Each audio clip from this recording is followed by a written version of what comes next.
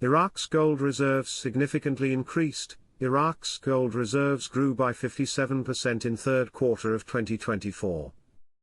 The value of Iraq gold reserves rose from 10.7 trillion Iraqi dinars, which is $8.1 billion in 2023 to 16.8 trillion dinar or $10.6 billion in 2024. According to the World Gold Council, Iraq now holds 152.6 tons of gold, ranking as the 29th largest gold-holding country globally and third in the Arab world after Lebanon and Saudi Arabia. There is a news program on television right now talking about currencies and the countries of these currencies.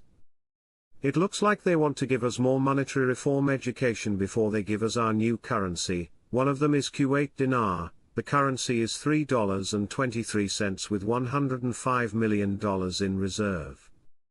We, Iraq, have $145 million in reserves, and we say that we are 43% higher in reserves in Kuwait. We should be also having stronger currency too as we see it. Iraq's got 43% more oil than Kuwait. What? Kuwait doesn't have his non-oil revenues.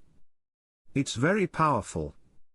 It shows Iraq is totally capable of having a real effective exchange rate that could be at least competitive and similar to the region. The rumor is, according to East, that they got 9 currencies in a basket. It may be more, it may be less, it could come out asset-backed, or it could come out with a float. The float makes more sense, but East is saying, if it is a basket, we're seeing the euro, British pound, krona, which is Swedish currency, and shilling, which is Austria currency.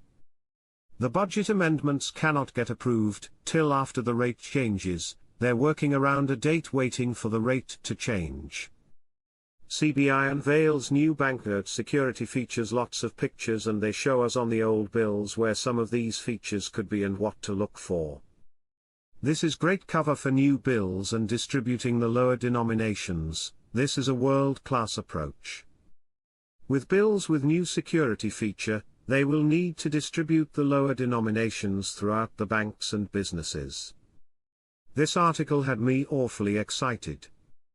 The dinar is going to be one of the most sophisticated currencies in the world, and it should be, as emo it is about to be, the most valuable currency in the world. The Central Bank of Iraq reviewed the excellence enjoyed by Iraqi bank notes, as they are one of the most complex security marks and were manufactured from the best types of paper used in printing bank notes to ensure quality and safety. They show older currency, of course, but they're not going to share with you the new currency because of counterfeiting. You ask yourself, well, they're going to be reproducing new 25k notes for 1,310 and as an exchange rate to the US dollar. Why are you doing that now? You already have many security features, the 25k note is full of them. Do they really mean new notes? I think they do. Iraq launches new banknotes with innovative security signs for the visually impaired. It seems like it's new currency. I don't have any currencies, that you can feel bumps. Quote, the public will have enough time to adapt to these new banknotes. The central bank confirmed the new banknotes will be traded along with the old ones, and there will be no intention to withdraw old banknotes from circulation. Remember, they've already withdrawn a lot of notes out of the system. They were actually destroying perfectly good money. Iraq issues new banknotes with innovative security features for the visually impaired. Quote, the Central Bank of Iraq confirmed that the new banknotes will be circulated alongside the old ones, and there will be no intention to withdraw the old banknotes from circulation. I prefer a float. I don't want to be in a basket. Start out slow. It might be good, better control of everything, inflation, GDP, everything, but I'm from America. We want a New York nanosecond right now. I'd rather just go over to the float, start at $3.22 and let it go, and then cap it. Among those is an Iraqi cleric. List of personalities attending Trump's inauguration. There is so much support for Trump in Iraq. Economic expert Nabil Jabbar al-Tamimi is saying they are ready for Forex after implementing all these banking and financial reforms. The white paper reforms have been successful. It is time to move to the next stage, which is... Well, folks, financial and banking researcher Mustafa Hantush just pointed out to us what the next stage should be. Yes, I mean Forex. I do not see the Trump-era administration not seeing the necessity for going to Forex with all the progress of the reforms to move to the next stage. I am sure the US Treasury will agree. I am told by my CBI contact that they are giving Iraq a thumbs up to move ahead. Question: will there be more than one rate at the bank? Will there be a special rate? No. The exchange rate of the Iraqi dinar will only have one exchange rate. I personally believe Parliament doesn't have any control over the exchange rate of the Iraqi currency. They do need to be a little bit on board. I think al-Sudani is giving olive branches to these people, especially those that seem to be bucking the system and trying to create constant problems.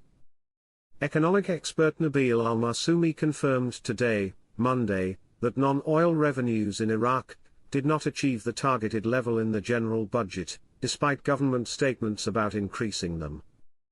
Al-Masoumi said in a statement to Al-Maluma agency, the government expected that non-oil revenues would reach 30 trillion dinars, but the actual figures amounted to only 7.18 trillion dinars, which represents less than 25% of the figure specified in the budget.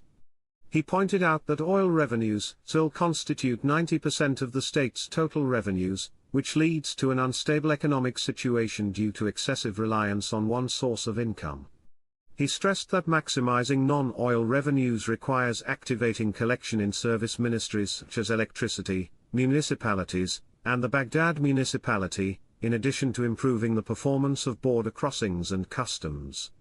He called on the government to expedite the implementation of these reforms to ensure financial and economic stability and reduce dependence on oil as a major source of revenue. Iraq is considered one of the most oil-dependent countries, with oil revenues accounting for more than 90% of its recent budget. Today, Monday, the Al-Fatah Alliance warned of the danger of not detecting and dismantling spying hotbeds working for external parties and spread throughout Iraq. Alliance member Ali Aziz told Al-Maluma agency, there is espionage activity that extends from north to south in Iraq, and no treatment, monitoring or even talk about it in the media has been done by officials, noting that this is a very serious issue that has been ongoing for a long time and even exists in the capital Baghdad and the cities of the center and south, as well as the Kurdistan region.